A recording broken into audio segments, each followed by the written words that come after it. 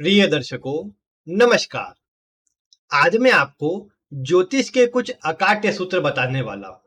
कुछ ऐसे सूत्र बताने वाला हूँ जिन्हें आप किसी भी कुंडली पर लागू करें तो आपको सटीक परिणाम मिलेगा। आप किसी व्यक्ति की कुंडली देखते हैं या अपनी स्वयं की भी कुंडली देखते हैं, तो अगर आज के सूत्र आपकी कुंडली पर मिलेंगे तो आप उसका परिणाम सटीक घटित होता हुआ देख पाएंगे। और किसी अन्य के लिए भी आप बताएं तो आप अवश्य से उसका परिणाम सटीक घटित होता हुआ देख पाएंगे। तो इसलिए आज के सूत्र कुछ रोचक होने वाले हैं। आप ध्यान पूर्वक आज की वीडियो के साथ जुड़े रहे। आज के सूत्र पूर्व में आपको नहीं बताए गए हैं, कुछ नए हैं, कुछ रोचक सूत्र है। हालांकि मैं आपको लगातार इस चैनल के माध्यम से ऐसे ही कुछ चमत्कारिक सूत्र बताते आ रहा हूं, जिन्हें आप किसी भी कुंडली पर लागू करेंगे तो परिणाम आपको अधिकतर में सटीक मिलेगा। और वो सूत्र अगर आप पूर्व के नहीं देख पाए हैं तो यहाँ आई बटन में आ रही लिंक पर क्लिक करके आप सभी वीडियो को देख सकते हैं, जिसमें सभी सूत्रों की जानकारी दी गई है। अब आइए बिना विलंब के मैं आपको आज के उन सूत्रों से अवगत कराता हूं। सबसे पहले मैं आपको बता दूं, आज जिन सूत्रों की जानकारी मैं दे रहा हूं कुछ लाभ भाव से जुड़े हैं, आप कितना धन कमा पाएंगे उससे जुड़े हैं। कुछ ग्रहों के लग्न में स्थित होने से आपके पहनावे पर आने वाले प्रभाव से जुड़े हैं। कुछ सूत्र स्वास्थ्य से भी जुड़े हुए हैं। तो आज इन सभी की मैं जानकारी दूंगा। अगर आप वीडियो को ध्यानपूर्वक देखेंगे, पूरी देखेंगे, तो आपको इन सभी की जानकारी आज मिलेगी। तो आइए बिना विलंब के मैं एक एक करके आपको सूत्र बताता हूं। आज के पहले सूत्र की बात करते हैं। पहला सूत्र आजकल की एक आम समस्या से जुड़ा है, जो कि बालों के झड़ने से जुड़ी है। आप जानते हैं, लड़का हो लड़की हो, बालों का झड़ना एक आम बात हो जाती है। और कई बार कुंडली में ग्रह अवस्था भी ऐसी होती है जिसके कारण व्यक्ति के अत्यधिक बाल झड़ते हैं। और विशेषकर पुरुषों में देखें तो जिन पुरुषों के मतलब सर पर बाल कम होते हैं या नहीं के बराबर होते, या गंजापन जिन्हें आ जाता है, वो किन ग्रह योगों के कारण आता है, आइए मैं आपको बताता हूं।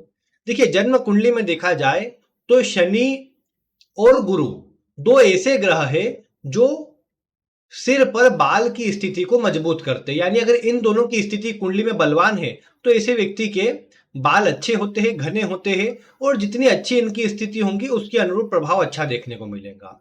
लेकिन अगर ऐसा हो कि शनि गुरु का कमजोर प्रभाव कुंडली में हो और लग्न से संबंध नहीं बना रहे हो, यानी न गुरु की दृष्टि लग्न पर हो ना ही शनि की दृष्टि लग्न पर हो, और साथ ही साथ लग्न पर सूर्य या मंगल जैसे ग्रहों का प्रभाव हो, यानी या तो सूर्य लग्न में बैठा हो या मंगल लग्न में बैठा हो और गुरु शनि का कोई प्रभाव ना हो, तो ऐसी अवस्था में ऐसे व्यक्ति के बाल झड़ने की समस्या अवश्य आती है। बाल झड़ते देखे गए हैं और पुरुषों में गंजापन का शिकार ऐसे व्यक्ति को होना पड़े, ये भी देखा जा सकता है। क्योंकि गुरु और शनि जो है व्यक्ति के सिर पर ठंडान प्रदान करते हैं, बालों की वृद्धि करते हैं। क्योंकि देखिए, सूर्य मंगल अग्नि तत्व के ग्रह है। अब अग्नि अगर लग्न पर बैठी हो या लग्न पर संबंध बनाती हो तो उसका प्रभाव सिर पर बालों में कमजोरी उत्पन्न करेगा, और उसके कारण धीरे धीरे करके व्यक्ति के बाल शीघ्र ही झड़ जाते हैं। ये बात आप देख पाएंगे। महिलाओं में बात करेंगे तो अत्यधिक कमी वाला प्रभाव देखने को मिल सकता है, ये आप बोल सकते हैं। बाकी शनि गुरु बलवान हो, अच्छी स्थिति में हो, लग्न से संबंध हो, तो ये बात देखेंगे कि बालों में ऐसी कोई कमी नहीं आएंगी। सूर्य मंगल होंगे भी लेकिन बाल शनि गुरु प्रदान अच्छी अवस्था में अवश्य कर देंगे। फिर इसके बाद दूसरे सूत्र की ओर चलते हैं। दूसरा सूत्र जो है ये मौसमी बीमारियों से जुड़ा हुआ है या फिर शीघ्र ही आने वाली परेशानियों से जुड़ा है। अगर आपकी कुंडली में धनु राशि पीड़ित है, धनु राशि कैसे पीड़ित होंगी? धनु राशि के अंदर अगर कोई पापक ग्रह बैठा हो, धनु राशि के स्वामी यानी गुरु आपकी कुंडली में कमजोर अवस्था में बैठा हो, धनु राशि अगर पाप कर्तरी दोष में हो यानी कमजोर होती हो, तो ये प्रभाव से आप देख पाएंगे कि धनु राशि कमजोर हो जाएंगी। फिर आपको मौसमी बीमारियां, वो फिर साइनस हो, माइग्रेन हो, या अन्य ऐसी छोटी छोटी बीमारियां जो मौसम के साथ लगे, लंबे समय तक ना रहे, उस तरह की बीमारियां लग जाएंगी। वो भले सर्दी जुकाम से जुड़ी ही क्यों ना हो, लेकिन लगती है और व्यक्ति को कहीं ना कहीं कुछ समय अवधि के लिए ही सही लेकिन परेशान करती है। फिर एक और बात है इसमें, धनु राशि एक और प्रकार से पीड़ित हो सकती है। ये एक तीसरा सूत्र मैं आपको बता रहा हूं, इसे आप मिलाइए। जन्म कुंडली के जो भी अकारक ग्रह हो। आप ये जानते हैं कि हर एक कुंडली में कोई ग्रह कारक होते हैं, कोई ग्रह अकारक होते हैं। तो आपकी कुंडली के जो अकारक ग्रह हो, जैसे मान लीजिए आपकी जो कुंडली है मेष लग्न की है। अब मेष लग्न में अगर आप देखेंगे तो यहां पर शुक्र, बुध और शनि, ये तीनों ग्रह अकारक ग्रह की श्रेणी में आते हैं। अब ऐसी स्थिति में इन दो ग्रहों का, इनमें से यानी शुक्र, बुध और शनि में से कोई भी दो ग्रह किसी एक भाव में बैठे हो, किसी एक भाव को देखते हो, या किसी एक भाव में अगर स्थिति इनकी बनेगी, तो आप एक ही बात देख पाएंगे कि जिस भी भाव में ये बैठे होंगे, आपकी कुंडली के दो अकारक ग्रह जिस भी भाव में बैठे हो या जिस भी भाव को मिलकर देखते हो, जैसे मान लीजिए आपका मेष ही लग्न के अंदर शनि आपके दशम भाव में है, आपके लग्न में अकेला बुध बैठा हुआ है। अब शनि की जो दृष्टि है, 10वीं दृष्टि, वो सप्तम भाव पर है, बुध की दृष्टि भी सप्तम भाव पर है। दोनों ग्रह का सप्तम भाव पर प्रभाव है। सप्तमे शुक्र की स्थिति मान लीजिए कोई दृष्टि नहीं दे पा रहा या किसी अन्य भाव में है, तो ऐसी स्थिति में आप क्या देखेंगे कि सप्तम भाव से जुड़ी परेशानी ऐसे व्यक्ति को अवश्य से आएंगी। इसी प्रकार आप किसी भाव में ले लीजिए, अगर यही शनि बुध कुंडली के दूसरे भाव में बैठे हो मेष लग्न के अंदर, तो ऐसी स्थिति में कुटुंब का साथ या सहयोग ऐसे व्यक्ति को नहीं मिलेगा। कुटुंब में ऐसे व्यक्ति को कहीं ना कहीं परेशानी का सामना करना पड़ेगा। और अगर दो अकारक ग्रह आपकी कुंडली के धनु राशि में बैठे हैं, तो आप एक बात देख पाएंगे कि ऐसा व्यक्ति सबके लिए अच्छा करेगा, दूसरों से कुछ मिलेगा नहीं। दूसरे नंबर की बात, इस जो भी ग्रह गोचर परिवर्तन करते हैं, मतलब गोचर में आप जानते हैं हर ग्रह परिवर्तन करता है, लेकिन आपने देखा होगा हर एक व्यक्ति के ऊपर कोई भी ग्रह के परिवर्तन का बहुत अधिक प्रभाव नहीं आता होगा, या फिर ये बोला जाए कि बहुत बड़ा परिवर्तन हो गया, जैसे बुध बदला, सूर्य बदला, तो एकाएक कोई बहुत बड़ा अंतर आ गया, ऐसा आप नहीं देखते होंगे। सबके साथ बिल्कुल नहीं होता होगा। लेकिन जिनकी कुंडली में धनु राशि में दो अकारक ग्रह बैठे हो या दो अकारक ग्रह की धनु राशि पर दृष्टि हो, तो ऐसे व्यक्ति को गोचर में होने वाले परिवर्तन सबसे शीघ्र प्रभाव प्रदान करते हैं। वो शुभ होगा तो शुभ प्रभाव देगा, अशुभ होगा तो अशुभ प्रभाव प्रदान करेगा। लेकिन धनु राशि में अकारक ग्रहों का होना, इसका मतलब है कि आपको उस भाव से, उस धनु राशि के जो अशुभ प्रभाव है उसके चलते गोचर में होने वाले परिवर्तन का शीघ्र प्रभाव मिलेगा और सभी का मिलेगा। यानी बुध भी बदला है, भले 15 दिनों के लिए, लेकिन वो 15 दिन के लिए भी बुध आपको असर दे करके जाएगा। ये बात आप धनु राशि के हिसाब से देख पाएंगे। इसके बाद अगर हम तीसरे सूत्र की ओर बढ़े, तो तीसरा सूत्र चंद्रमा से जुड़ा हुआ है। चंद्रमा आप जानते हैं मन का कारक है। चंद्रमा अगर पीड़ित हो, मैं आपको हर बार बताते आया हूं चंद्रमा पीड़ित किस किस प्रकार से हो सकता है। मतलब अब वैसे तो इस पर पापक ग्रहों की दृष्टि हो, ये पाप प्रभाव में हो, वो सब चीजें आ जाएंगी। लेकिन अगर चंद्रमा की राशि में कोई पापक ग्रह हो, चंद्रमा के नक्षत्र में कोई पापक ग्रह हो, या चंद्रमा स्वयं किसी पापक ग्रह के नक्षत्र में हो, तो ऐसी स्थिति में भी ऐसे व्यक्ति को मानसिक अशांति और तनाव का सामना करना पड़ता है। कहीं ना कहीं मानसिक अशांति, बेचैनी ऐसे व्यक्ति को बनी रहती है। ऐसा व्यक्ति उसके कारण व्यर्थ की टेंशन में रहता है, व्यर्थ की चिंता करता है। ये बात आप देख पाएंगे।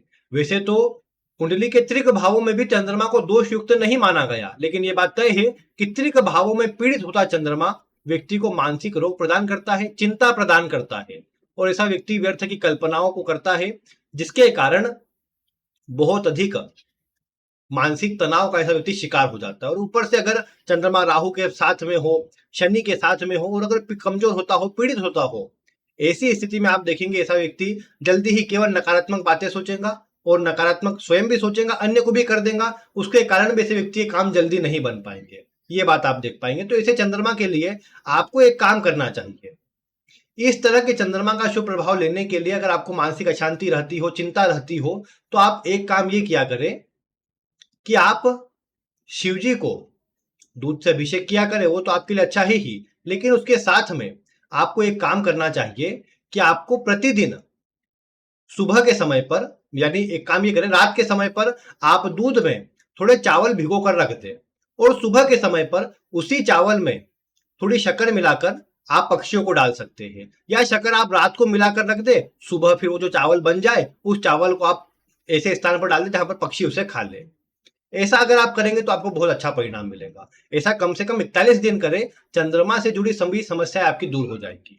अगर पक्षी आदि का स्थान आपके पास आसपास नहीं नजर आता, तो आप किसी पीपल के पेड़ के नीचे जहां उसकी जड़ें हो वहां पर डाल दे, क्योंकि वहां पर आप देखते होंगे छोटे छोटे जीव जंतु होते हैं, चीड़ उसमें वहां पर चिड़िया आदि भी आ जाएंगी, या फिर वहां पर आप देखेंगे कि जो छोटे छोटे कीड़े होंगे, चींटियां होंगी, वो उसे खा लेंगे। तो इससे भी आपको शुभ प्रभाव अवश्य मिलेगा, चिंताओं से आपकी मुक्ति अवश्य हो जाएगी। तो प्रतिदिन करें, किसी भी सोमवार से प्रारंभ करके अगले 41 दिन करें। रात के समय दूध में चावल शक्कर मिला दें और उसे अगले दिन पक्षियों को डाल दें। इतना काम आप करेंगे तो आपको बहुत अच्छा परिणाम मिल जाएगा। इसके बाद अगर हम आगे के सूत्र की बात करें, तो आप अपनी जन्म कुंडली के लग्न में देखिए। लग्न हमारे व्यक्तित्व को दर्शाता है। लग्न में बैठा ग्रह हमारे स्वभाव पर विशेष प्रभाव रखता है। वैसे तो मैंने आपको लग्न में बैठे ग्रहों की जानकारी विस्तार से दी है, लेकिन आज आपके पहनावे से जुड़ी कुछ जानकारी देने वाला हूं। अगर आपके लग्न में गुरु बैठा है, गुरु एक शुभ ग्रह है, गुरु लग्न में होता है, तो ऐसा व्यक्ति साफ सुथरे कपड़े पहनता है, लेकिन जो ऐसे कपड़े हो जो एकदम टाइट हो, शरीर पर ज्यादा एकदम पकड़ रखते हो, वैसे कपड़े ऐसा व्यक्ति नहीं पहनेगा। ढीले ढाले वस्त्र पहनना, ढीला ढाला पहनावा ऐसे व्यक्ति को पसंद होता है। ऐसे व्यक्ति को आप एकदम ऐसे टाइट कपड़े पहनाइए, ऐसा व्यक्ति नहीं पहन पाएगा, उसे अच्छा नहीं लगेगा। ऐसा व्यक्ति स्वयं भी थोड़ा देखने को मिला कि शरीर से थुलथुला होता है, और प्रायः गुरु के लग्न में होने पर ऐसा व्यक्ति कपड़े भी ढीले ढाले लेकिन अच्छे साफ सुथरे कपड़े पहनना पसंद करता है। लग्न में शुक्र होगा तो ऐसा व्यक्ति फैशन वाले कपड़े पहनेगा, यानी जो वर्तमान में फैशन चल रहा हो उसके अनुसार कपड़े पहनेगा। कभी भी ये नहीं करेगा कि कोई पुराना ओल्ड फैशन ले आया उसको पहनने लग गया। लेटेस्ट फैशन के कपड़े पहनेगा। अपने पहनावे पर, अपने सौंदर्य पर, अपने रहन सहन पर ऐसा व्यक्ति बहुत अधिक खर्च भी करेगा।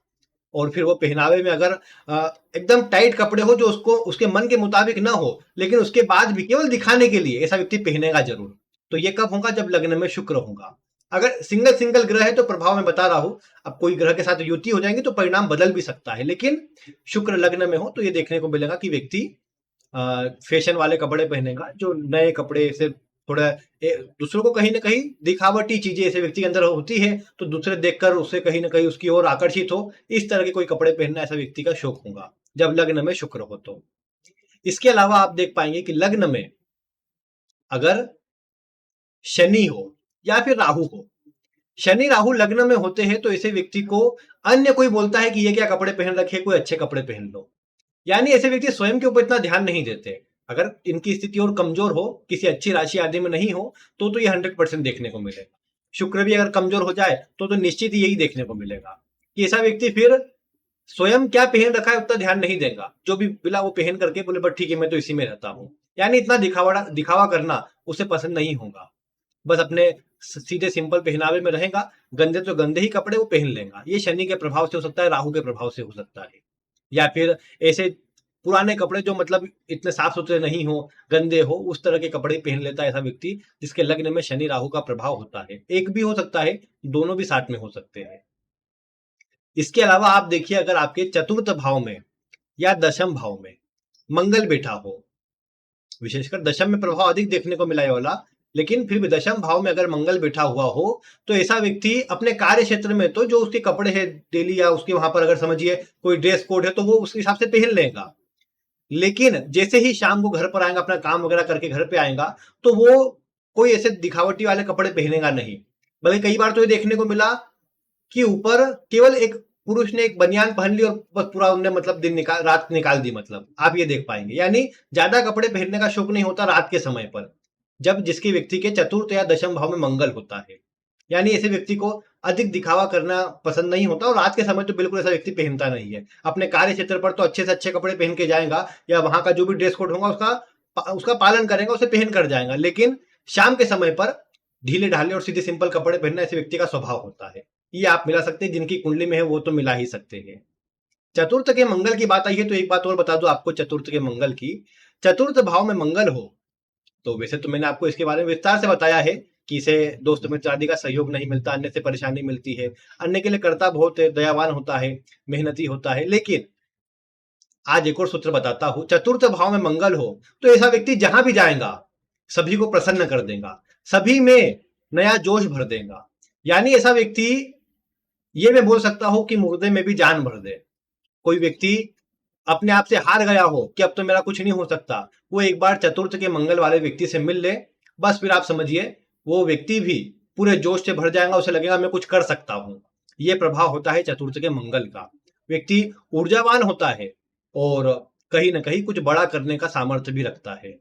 और जहां भी रहता है, अगर वो किसी महफिल में है तो वहां का एक प्रमुख होगा, वहां का आकर्षण का केंद्र होगा। तो अपनी बातों से, अपने ज्ञान से सभी को उत्साहित, मोटिवेशन में डालने वाला या एकदम मोटिवेटेड कर देगा। व्यक्ति कितना ही हताश निराश क्यों ना हो, ऐसे व्यक्ति पास चला जाए, उसे सही मार्ग अवश्य मिल जाएगा। तो ये चतुर्थ के मंगल के कारण होता है। अगर किसी आपकी कुंडली में है तो आप मिलाकर देखिए, किसी की कुंडली में आप मिलाकर देखिए, परिणाम आपको सटीक मिलेगा। फिर मंगल की ही बात आई है तो कुछ और जानकारी, अब पहनावे से जुड़ी तो नहीं लेकिन अन्य कुछ जानकारी। दूसरे भाव के मंगल के मैंने बताया था कि दूसरे भाव में मंगल हो तो प्रायः ऐसे व्यक्ति के दो भाई होते हैं। ऐसे व्यक्ति मतलब एक स्वयं एक और भाई होगा उसका। 12 में मंगल होने पर भी कई बार ये देखने को मिला कि ऐसा व्यक्ति के दो भाई होते हैं, मतलब एक स्वयं और एक और भाई होता है उसका, ये बात देखने को मिली। तीसरे भाव में केतु होने पर प्रायः 3 भाई बहन होते हैं ऐसे व्यक्ति, मतलब वो स्वयं भी होगा, उसके साथ में 2 और होंगे। इस तरह की बातें कई बार देखने को मिली। आपकी कुंडली में आप मिलाकर देख सकते हैं। और ये जो आज के सूत्र मैंने बताए, ये किसी पर आप लागू करके देखें, कितना सटीक परिणाम मिलता है आप वीडियो में कमेंट करके बताइए। बाकी आपको मैंने कहा था कि आपको लाभ से जुड़ा भी एक सूत्र बताऊंगा। तो वैसे तो मैंने आपको एक वीडियो में पूर्व की लाभ भाव में बैठे ग्रह की जानकारी दी थी कि अगर लाभ भाव में कोई ग्रह बैठा हो तो ये ना समझे कि वो लाभ देगा, वो साथ ही साथ आपको रोग भी देगा उससे जुड़ा। मतलब जैसे मैंने बताया था, सूर्य हो तो आंखों से जुड़ा रोग देगा, चंद्रमा हो तो मन से जुड़ा परेशानी देगा, चिंता देगा, और पेट से जुड़ी समस्या चंद्रमा दे सकता है। मंगल भी कहीं ना कहीं कारक हो जाएगा, मांसपेशियों में, हड्डियों में, या फिर रक्त से जुड़ी कोई बीमारी दे सकता है। तो ये मैंने अलग अलग ग्रहों के रोग के बारे में बताया था, क्योंकि ये मैंने बताया था 11वां भाव जो है छठे से छठा होता है। भावात भावम के सिद्धांत से ये प्रभाव कहीं ना कहीं थोड़ा कमजोर हो जाता है। लेकिन लाभ भाव जो है हमारी लाभ का भी, हमारे लाभ का भी है, हमारे लाभ में वृद्धि का भी है, हमारी इच्छाओं की पूर्ति का भी है। इसीलिए आप देख पाएंगे कि लाभ भाव में बैठा ग्रह आपको उससे जुड़े जो कारक तत्व होते हैं उनसे लाभ जरूर करवाता है। मतलब आपने देखा कि आपको आपके लाभ भाव में मंगल है। आज एक ही उदाहरण दे रहा हूं, बाकी कभी अन्य वीडियो में दूंगा। आज अगर मैं मंगल की बात करूं तो लाभ भाव में आपने देखा मंगल बैठा हुआ है। तो मंगल लाभ भाव में है तो ऐसे व्यक्ति को मंगल किन चीजों का कारक है? प्रॉपर्टी का, फर्नीचर से जुड़े चीजों का, या इंपोर्ट एक्सपोर्ट में उपयोग होने वाली चीजें, यातायात वाली चीजें भी मंगल में आ जाती है। खाने यानी होटल मैनेजमेंट वाला काम भी मंगल में आ जाता है वैसे तो मंगल अगर लाभ भाव में होगा तो आप देखेंगे कि व्यक्ति को इन क्षेत्रों से, इनमें पैसे लगाने से, इनमें काम करने से लाभ अवश्य से होगा। अगर मंगल लाभ भाव में है तो मुख्य रूप से प्रॉपर्टी से ऐसे व्यक्ति को अच्छा लाभ होता है। जमीन आदि से लाभ के योग ये मंगल अवश्य से बनाता है। तो ऐसा व्यक्ति अपने पैसे प्रॉपर्टी में इन्वेस्ट करे तो अच्छा लाभ कमा पाता है। बाकी तो फिर और विस्तार से और कभी अन्य ग्रहों की जानकारी आपको आगे दूंगा। लेकिन ये मंगल जितना बलवान होगा और अगर कोई व्यक्ति इसी से जुड़ा हुआ हो तो निश्चित ही आप समझिए कि ऐसा व्यक्ति उससे बहुत अधिक धन कमा पाएगा अपने जीवन में। आप लाभ भाव में, अगर आपने बोला मेरा तो कोई ग्रह बैठा नहीं है, तो लाभ भाव में बन रही राशि से भी आप देख सकते हैं। इस पर कभी विस्तार से एक वीडियो बनाऊंगा, तो उन वीडियो को देखने के लिए आप चैनल को सब्सक्राइब करें। वीडियो पसंद आए तो इसे लाइक करें, अन्य लोगों तक शेयर करें। आज की वीडियो में इतना ही। वीडियो देखने के लिए आपका बहुत बहुत धन्यवाद।